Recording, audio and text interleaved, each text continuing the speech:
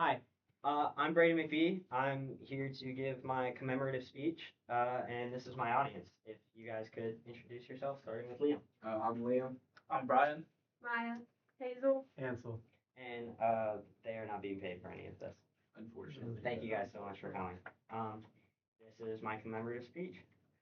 So, most of the people I know, if not all the people I know, have that one person in their life that they're always able to look up to. Someone they can always go to in times of need, someone who can um, influence their delusions or tell them that they're just downright crazy. And that could be anyone for anybody. That could be a sibling, a cousin, a parent, a grandparent, an aunt, uncle, literally anyone, a pastor. I mean, just about anyone can be there for you and just really have that large impact on your life. That person for me would be my grandfather, Charles McBee. My grandfather is, I'd like to think I'm pretty close image to him just because of how I turned out, and how you guys know me. We're pretty similar. Two peas in a pod, one might say. He's the person who would always pick me up from school when I was younger. The person I'd go run errands with, go out on coffee runs. He would always take me to Harris Teeter on Thursdays because that was senior discount day, and he had to get that 5% off. Get all those groceries all at once. But my grandfather, I mean, he's a funny, calm, old school kind of guy. Everything he does has to be done his way, and that's the only way. If you do it your way, chances are he will dismantle the entire thing, redo it himself, whether it's wrong or right, whether the original worked or not. It's got to be done how he wants it. And he's funny. He likes to tease. Always he's always joking. There's never a serious moment with him, which is really nice. It easily lightens the mood. Um, he's old school in the way that when something's broken, he doesn't go out and buy a new one. He's got to fix it. Even if it's beyond broke, it needs to be fixed. Like there's not a vase breaks into 100 pieces. He's he's out in his garage with a bottle of glue trying to piece it back together. Even though my grandma's like, what are you doing? Why are you out here? Just buy a new vase. He's like, no, it will be fixed. Just about all his tools are from his first job at a hardware store. His hammer is like 60 years old. Absolutely insane. But just spending all this time with him in my most formative years, my younger years, I'm being the person I spent most of my time with. I mean, of course, I was with my parents, but they both have jobs. They weren't always able to pick me up and be there, take me out, go get my hair cut, this, that, and the other. But he could.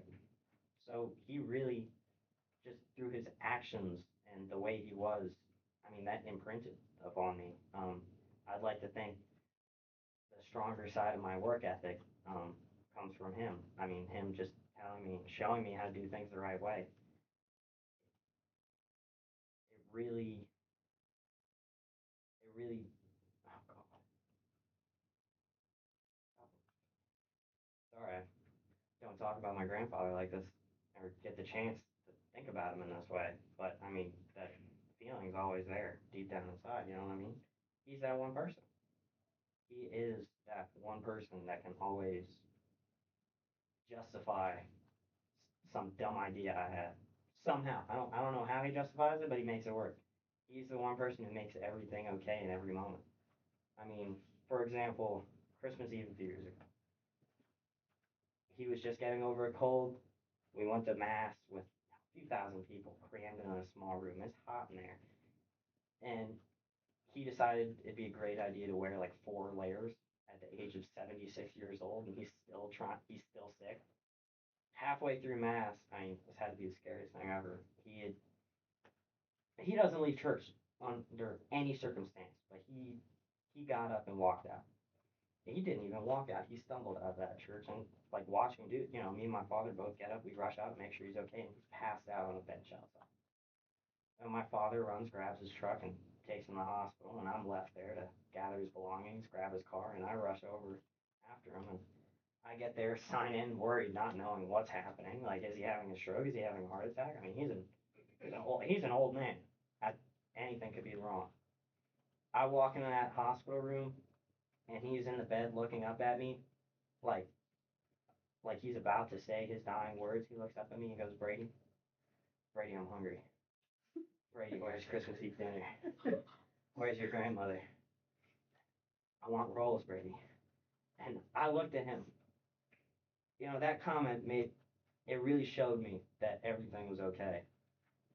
But I was also extremely angry at that man. Like I had just rushed from church. You know, he stumbled out, he's passing out, and all he has to say is he's hungry. I asked the nurse what's going on. They're like, well, it turns out he was on the back end of COVID and he was a little dehydrated. My grandpa, you know, he looks at me and goes, I wasn't thirsty. And I'm like, like, that's not how that works. You know, he gets sick, he doesn't go to the doctor, he just lays in bed till he feels better. But it just, in the end, that it really urges me to say, you know, spend time with those that you love. Spend time with that one person that you look up to. I mean, you may not even realize how much you look up to this one person until they're gone. I mean, he's still alive. He's still kicking, and he makes that very apparent to everyone. Like you know, he's calling me every day, texting me. I wouldn't be surprised if I have a few missed text messages from him right now. Yeah, but still, like I try to spend every moment with that man while I can. Thank you.